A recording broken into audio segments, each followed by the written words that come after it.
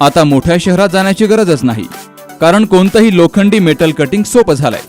कोणताही लोखंडी पत्रा कट करणं, डिझाईन करणं यासाठी कर्जत तालुक्यातील पिंपळवाडी या ठिकाणी कंपनीत अत्याधुनिक अशी लेझर कटिंग मशीन उपलब्ध झाली आहे. लेझर मशीन मध्ये होणार 0.5 ते 12 mm आकारापर्यंत कटिंग. लोखंड आणि पत्र्याच्या शीटला पाहिजे तो आकार दिला जाणार. तर हे मशीन कम्प्युटरद्वारे ऑपरेट होणार असून आपण पाहिजे ती डिझाईन पाहिजे त्या आकारामध्ये कटिंग करून घेऊ शकतो. यामुळे अत्याधुनिक दरवाजे त्याचप्रमाणे इतर सर्व साहित्य पाहिजे त्या डिझाईनमध्ये कट करून मिळेल.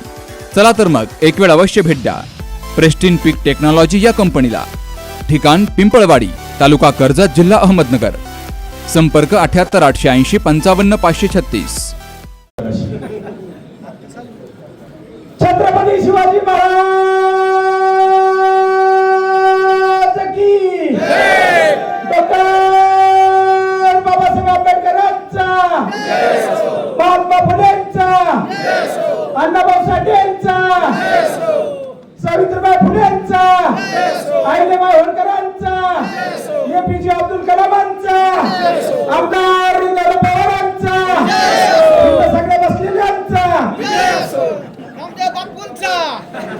अरे तुमचा विजय म्हणल्याशिवाय इकडे विजय कसा होईल.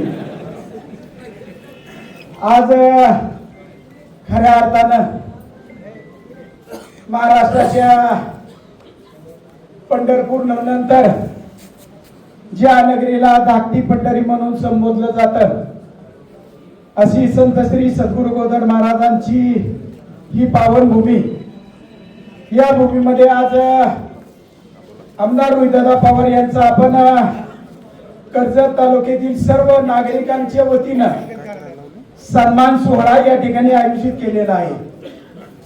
खऱ्या अर्थानं आमदार रोहितदादा पवार यांचे जे काही तालुक्यातील कर्जत जामखेड मधील सर्व समावेशक नेतृत्व आमदार रोहितदादा पवार यांनी 2019 नंतर या कर्जतच्या आणि जामखेडच्या मतदारसंघामध्ये तयार केले आणि आमदार रोहितदादा पवार यांच्या खांद्याला खांदा लावून या सर्वांनी या ठिकाणी काम करण्याचं या ठिकाणी आतापर्यंत काम केलेलं आहे. आणि खऱ्या अर्थानं आजचा हा सत्कार आमदार रोहितदादा पवार यांच्या ऑफिसने आयोजित केलेला सत्कार नाही. हा सत्कार कर्जत तालुक्यातल्या सर्वसामान्य जनतेने आयोजित केलेला हा सत्कार आहे. याच्यामध्ये सगळ्यांनी मिळून या ठिकाणी पालखी उचललेली आहे. सर्वांनी मिळून आमदार रोहितदादांना सांगितलं, दरवेळेस तुम्ही खर्च करता, दरवेळेस तुम्ही गाड्या देता, दरवेळेस तुम्ही नियोजन करता, तुम्ही नुसतं कर्जत जामखेडला न्याय नाही मिळून दिला तर अख्ख्या महाराष्ट्रातल्या शेतकऱ्यांना न्याय मिळून दिलाय. तुमचं सत्कार करणं हे आमचं कर्तव्य आहे. म्हणून या ठिकाणी कर्जत जामखेडच्या जनतेने या ठिकाणी सन्मान आयोजित केलाय. सकाळी जामखेडला त्या ठिकाणी कार्यक्रम झाला. जामखेडचे फोटो विजूभाऊ इकडे आमच्याकडे आले. तुमचे फोटो आल्यानंतर आम्हाला वाटलं तुमच्या चौकात लय गर्दी होती, आमच्याकडे काय होतंय. परंतु आमच्याकडे गर्दी पण आहे आणि आमच्याकडे गर्दी पण आहे, दोन्ही पण आहेत आमच्याकडे. आणि खऱ्या अर्थानं सांगायला आनंद वाटतो की या महाराष्ट्रातल्या शेतकऱ्यांवरती जेव्हा या वेळेस संकट येईल त्यावेळेस शेतकऱ्यांचे अश्रू पुसायला सगळ्यात आधी रस्त्यावर कोण उतरत असेल तर ते आमदार रोहितदादा पवार या ठिकाणी उतरतात. ज्यावेळेस गोरगरिबांचे, शेतकऱ्यांचे, ग्रामीण भागातले ज्याच्या घरामध्ये सकाळी खाल्लं तर संध्याकाळी खायला या ठिकाणी अन्न नसतं, त्यांची मुलं पुन्हा मुंबई, औरंगाबाद वेगवेगळ्या शहरामध्ये जातात, एमपीसी यूपीसीची त्या ठिकाणी तयारी करतात. परंतु तयारी केल्यानंतर काय होतं, एक विद्यार्थी इतका अभ्यास करतो, प्रत्येक विद्यार्थी इतका अभ्यास करतो की त्याला जणू काय समाधी लागेल काय, त्याला एकच या ठिकाणी पूर्ण करायचं असतं. माझ्या आई वडिलांनी काबाड कष्ट करून माझी फी भरलेली, माझ्या आई वडिलांचं स्वप्न पूर्ण करायचंय म्हणून मला एमपीसी उत्तीर्ण व्हायचंय, या ठिकाणी यूपीसी या ठिकाणी उत्तीर्ण व्हायचंय.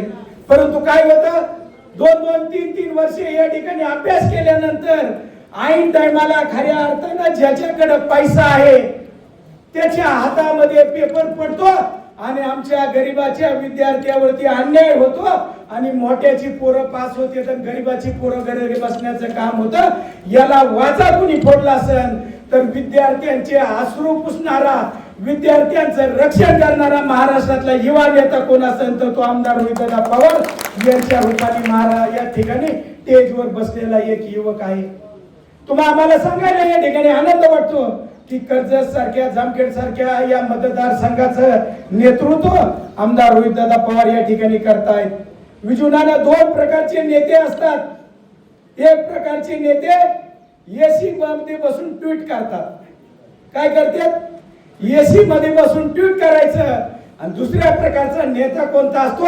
तर दुसऱ्या प्रकारचा नेता पूर्णावर बी संकट आले की रस्त्यावर उतरायचं, न्याय मिळून द्यायचं. तो नेता म्हणजे आमदार रोहितदादा पवार या ठिकाणी. असे बोलण्यासारखे अनेक या ठिकाणी विषय आहेत. परंतु मगाशी मी सूचना सांगितली होती की प्रत्येकाने 4च मिनिटांनी बोलायचंय. आणि विजू मनाला तिकडून मला तिकडून बघत येत. मला माहिती विजू नानाला आतली टाकी येते, बाहेरची टाकी येते, एक लंगी येते आणि शेवटी सवारी भरायला येते. मग त्याच्यामुळे जास्त विजू नानाने रागाने माझ्याकडे बघतो. त्याच्या आधी मी या ठिकाणी संपवणार आहे. परंतु जाता जाता एवढंच सांगेन की रोहित दादा काय काय काय दोघांची एकच गुरु होते. दोघांची एकच गुरु होते रामभाऊ दांडे. कुणाची? फक्त ती मला विद्या शिकून नव्हती, ती चुरून विद्या शिकलोय मी त्याची. कुणाची? जाता जाता एवढंच मी सांगेन की आमदार रोहितदादा पवार 21व्या शतकामध्ये खऱ्या अर्थाने प्रत्येक व्यक्ती भाषणाची सुरुवात करताना शाहू फुले आंबेडकर या नावाने सुरुवात करतो. परंतु महाराष्ट्रामध्ये 21व्या शतकामध्ये एक युवक असा आहे की जो शाहू फुले आंबेडकर चळवळीच्या माध्यमातूनच वागतो, त्या विचारसरणीनेच काम करतो, त्या विचारसरणीनेच आतापर्यंत या ठिकाणी काम करत आलेलं आहे. जाता जाता 2-3च उदाहरण मी त्या ठिकाणी सांगन की अण्णाभाऊ साठेंच्या ज्या अण्णाभाऊ साठेंच्या ज्या सौभाग्यवती होत्या त्या तुटक्या फुटक्या घरामध्ये त्या ठिकाणी सातारा जिल्ह्यातल्या एका गावामध्ये राहतात, जन्मस्थळी राहतात. त्यांना खऱ्या अर्थानं सांगली जिल्ह्यातल्या गावामध्ये राहतात. खऱ्या अर्थानं त्यांना घर या ठिकाणी निर्माण करून देण्याचं काम केलं असेल कुणी तर रोहितदादांनी. खऱ्या अर्थानं संत सावता महाराजांचे जे वंशज आहेत रमेश महाराज वशेकर, त्यांना संत सावता महाराजांचे विचार महाराष्ट्रामध्ये पोहोचवण्यासाठी गाडी कोणी दिली असेल तर ते आमदार रोहितदादा पवारांनी दिली. महात्मा फुलेंची मालिका या ठिकाणी आता त्या ठिकाणी आपले खासदार अमर कोल्हे यांनी काढली. त्याला कोणत्या या ठिकाणी जी टॉकेज वगैरे अमुक कुणी त्याला त्या ठिकाणी प्रस्तुत केलं नाही. ती मालिका बंद पडायला लागली. परंतु एक महाराष्ट्रामध्ये नेता असा होता की 50 लाख रुपये स्वतःच्या खिशामधून महात्मा फुलेंची मालिका चालावी म्हणून या ठिकाणी स्वतः त्यांनी त्या ठिकाणी दिले. असे सगळ्या जाती धर्माला घेऊन या ठिकाणी चालणारा नेता म्हणजे आमदार रोहितदादा पवार. म्हणून जाता जाता आपण एकच घोषणा देऊन की मी म्हणेन शेतकऱ्यांचा कैवारी कोण, तुम्ही म्हणायचं की रोहितदादा पवार. मी म्हणत तरुणांचा आवाज कोण, तुम्ही म्हणायचं रोहितदादा पवार. मी म्हणायचा कैवारी कोण, रोहितदादा. रोहितदादा. जेवणाची सोय आहे बरं का, इकडे आवाजच आहे कुठं. मी मगाची बसून इथं हायकडचा हात करतो, माझा तुटून चालला बरं हात इकडचा.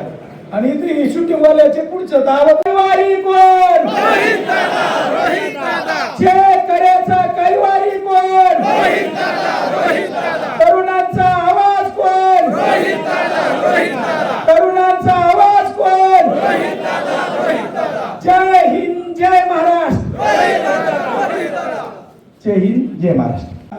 नगरीमध्ये उपोषण केलं आणि उपोषण करताना सगळेजण भेटायला गेले. परंतु कृष्णाला मित्रलय होते, पण कृष्णावर काला खाणारे बी लई जण होते, पण कृष्णावर उपाशी राहणारे थोडे होते. किती होते? तसं आमच्या या कृष्णावर जे काही तिथं उपोषणाला बसलेले होते ते हेमंत काळे, ऋषिकेश दांडे, भोसले हनुमंत, बाळासाहेब सपकाळ, रघुआबा काळदाते, दिलीप जाधव, विजय कोपनर आणि जितेंद्र फराटे यांच्याबद्दल जोरदार या ठिकाणी टाळ्या वाजवा आणि रोहितदादांच्या सत्काराची